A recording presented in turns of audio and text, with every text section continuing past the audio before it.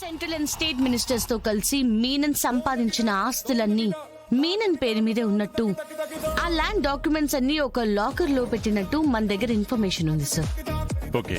ఇప్పుడు మీనన్ చనిపోవడంతో అతని భార్య అయిన మీరా మీనన్ కి ఇచ్చారని, ఆ ఆస్తులన్నీ మదర్ తెరిసా ఆర్ఫనైజ్ కి మీడియా సమక్షంలో రాసొస్తుందని మీడియాని పిలిపించాం సార్.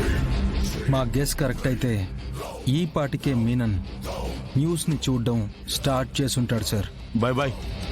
న్యూస్ లో మీ గురించి చెప్తున్నారు బాయ్. చచ్చిన నా గురించి ఏం చెప్తున్నారా?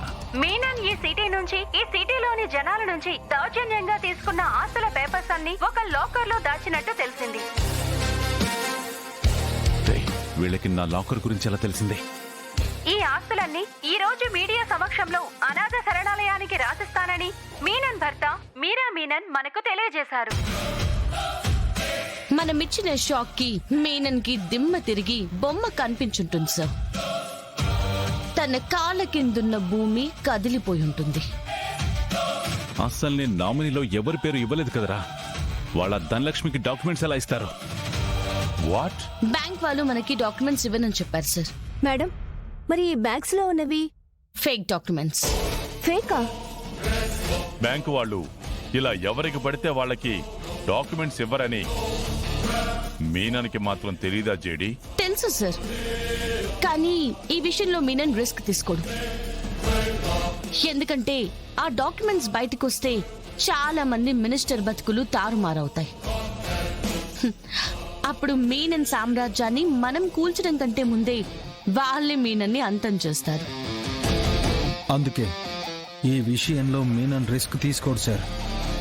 నా గెస్ కరెక్ట్ అయితే ఈ డాక్యుమెంట్స్ ని నేనే నా ఇన్ఫ్లుయెన్స్ యూజ్ చేసి తెప్పించాను అనుకుంటారు సార్. అంటే ఆ చెడి నీదంతా ప్లాన్ చేసి ఉంటుంది. నీ మీద గెలిచానన్న ఆనందం కొంచెం సేపు కూడా లేకుండా చేసావు చెడి. మరి ఇప్పుడు ఏం చేద్దాం బాయ్? చేయడానికేం లేదు. ఆ డాక్యుమెంట్స్ మీడియా ముందుకు వచ్చేలోపే నా చేతికి రావాలి. అంటే చచ్చినట్టు మీనన్ ఇప్పుడు మీడియా ముందుకొస్తాడు సార్. ఇంత ప్లానింగ్ చేసుకుని ప్రిపరేషన్ చేసుకుని తను చనిపోయినట్టు నటించిన మీనన్ ఇప్పుడు అక్కడ మీడియా ఉందని తెలిసి, దీని వెనక నువ్వున్నావని తెలిసి అక్కడికి వస్తాడా జేడి? వస్తాడు సార్. వెళ్ళాలి, లేదంటే నా వెనుకున్న వాళ్ళే నన్ను వెన్నుపోటు పొడుస్తారు. నేను చేడి మీద ఈసారి గెలవలేకపోతే ఇంకోసారి ప్రయత్నిస్తా. అంతేకాని ప్రాణాలు పోతే ఏం చేయగలం? నేను ఆడే ఆట ఆపలేను, ఆగిపోనివ్వలేను.